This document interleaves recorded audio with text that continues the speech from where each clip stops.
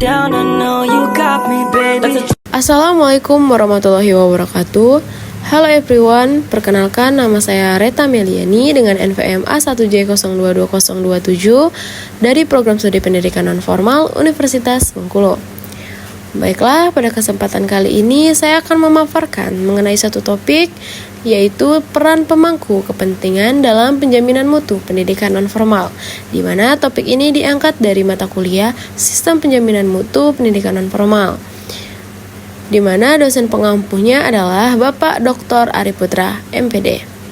Baiklah, untuk selanjutnya mari kita bahas. Yang pertama, pembahasan dalam kesempatan kali ini yaitu konsep pemangku kepentingan dalam pendidikan. Yang kedua, hakikat penjaminan mutu pendidikan nonformal. Yang ketiga, bentuk kolaborasi pemerintah, masyarakat, dan lembaga pendidikan dalam penjaminan mutu pendidikan nonformal. Oke, langsung saja kita pembahasan yang pertama, yaitu konsep peran pemangku kepentingan dalam pendidikan. Pemangku kepentingan dalam pendidikan merujuk pada individu, kelompok, atau organisasi yang memiliki kepentingan dalam proses dan hasil pendidikan. Mereka dapat berasal dari berbagai lapisan masyarakat, termasuk peserta didik, orang tua, pendidik, administrator, serta komunitas lokal dan pemerintah. Jadi, setiap pemangku kepentingan memiliki peran unik yang dapat mempengaruhi kualitas pendidikan yang diberikan, menurut Mirna 2024. Nah, peran pemangku itu sendiri, yang pertama itu ada dari faktor internal. Yang kedua ada faktor eksternal. Dari faktor internal itu sendiri, pemangku kepentingan internal mencakup pihak-pihak yang langsung terlibat dalam kegiatan pendidikan seperti pendidik dan peserta didik. Sedangkan faktor eksternal merupakan melibatkan komunitas, pemerintah, dan organisasi non-pemerintah yang berkontribusi dalam pengembangan pendidikan. Selanjutnya, hakikat penjaminan mutu. Mutu dalam konteks pendidikan merupakan praktek pendidikan dapat dianalogikan dengan industri, khususnya industri jasa. Lembaga pendidikan dapat dianggap sebagai lembaga yang memproduksi dan menjual jasa atau servis kepada para pelanggannya. Pelangganan jasa pendidikan yang diproduksi oleh lembaga pendidikan terdiri dari pelanggan primer, yaitu peserta didik, pelanggan sekunder, yaitu orang tua dan masyarakat, atau penyandang dana, dan pelanggan tersier, yaitu pemakai lulusan. Jadi itulah yang dinamakan dengan penjaminan mutu. Pada awalnya penjaminan itu tersendiri biasanya digunakan di dalam dunia bisnis, namun saat ini sudah digunakan dalam dunia pendidikan. Peran pemangku kepentingan dalam penjaminan mutu pendidikan nonformal. Yang pertama ada peran pemerintah, yang kedua ada peran masyarakat, yang ketiga ada lembaga pendidikan. Baiklah, kita bahas yang pertama, yaitu peran pemerintah. Pemerintah memiliki peran krusial dalam menetapkan regulasi dan kebijakan yang mengatur penyelenggaraan pendidikan nonformal. Melalui kebijakan yang jelas dan terstruktur, pemerintah dapat memastikan bahwa pendidikan nonformal berjalan sesuai dengan standar nasional yang telah ditetapkan. Kebijakan tersebut mencakup kurikulum, metode pembelajaran, sistem evaluasi, serta standar kompetensi pada tenaga pendidik. Selain itu, penyediaan pendanaan bagi lembaga pendidikan nonformal, baik melalui anggaran negara maupun melalui skema hibah dan bantuan operasional pendidikan. Baiklah, di segi peran masyarakat, jadi masyarakat memiliki peran yang tidak kalah penting dalam mendukung penyelenggaraan pendidikan nonformal. Keterlibatan masyarakat dapat berupa partisipasi aktif dalam program pendidikan, seperti mendorong anggota keluarga mereka untuk mengikuti program pendidikan kesetaraan atau kursus keterampilan yang diselenggarakan oleh pendidikan nonformal.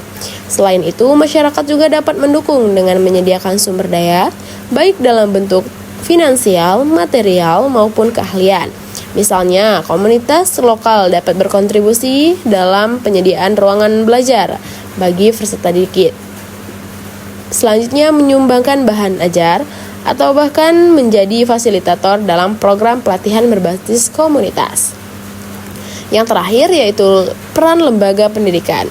Nah, peran lembaga pendidikan itu sendiri sebagai pelaksana utama pendidikan non-formal yang bertanggung jawab dalam menyelenggarakan program pendidikan yang berkualitas dan relevan dengan kebutuhan peserta didik. Jadi, lembaga pendidikan non-formal harus mampu mengembangkan kurikulum yang fleksibel dan berbasis kebutuhan masyarakat agar lebih aplikatif dan dapat memberikan manfaat langsung bagi peserta didik. Selain itu juga, tenaga pendidik dan tutor dalam pendidikan non-formal harus terus mendapatkan pelatihan agar mereka memiliki kompetensi yang memadai dalam pengajaran dan pembimbingan peserta didik. Nah, selanjutnya itu ada kolaborasi pemerintah, masyarakat, dan lembaga pendidikan dalam penjaminan mutu pendidikan non-formal. Jadi ketiga ini akan berkolaborasi dalam penjaminan mutu pendidikan non-formal merupakan aspek penting dalam menciptakan sistem penjaminan mutu yang inklusif, berkualitas, dan berdaya guna.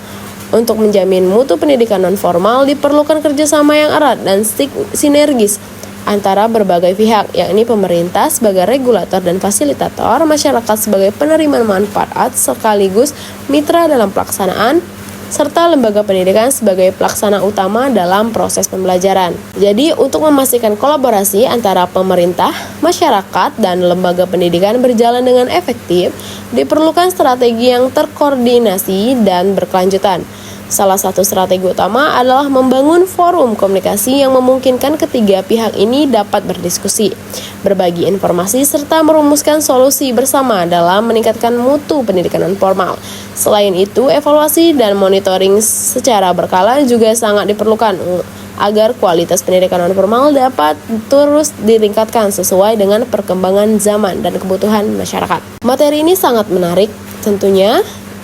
Jadi dapat disimpulkan bahwa dalam konteks pendidikan, pemangku kepentingan dapat dibedakan menjadi dua kategori besar, pemangku kepentingan internal dan eksternal.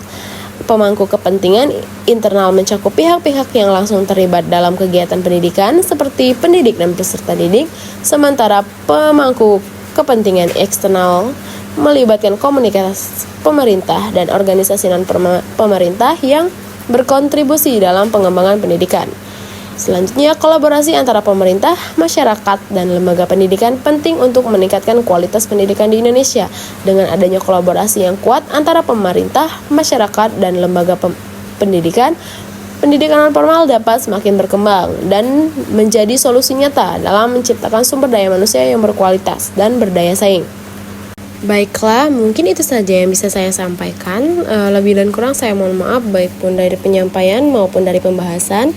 Mungkin untuk teman-teman yang ingin bertanya dan berdiskusi, boleh komen di kolom komentar untuk nanti kita diskusikan bersama. Terima kasih atas kesempatannya. Saya akhiri, wabillahi taufiq wal hidayah. Wassalamualaikum warahmatullahi wabarakatuh.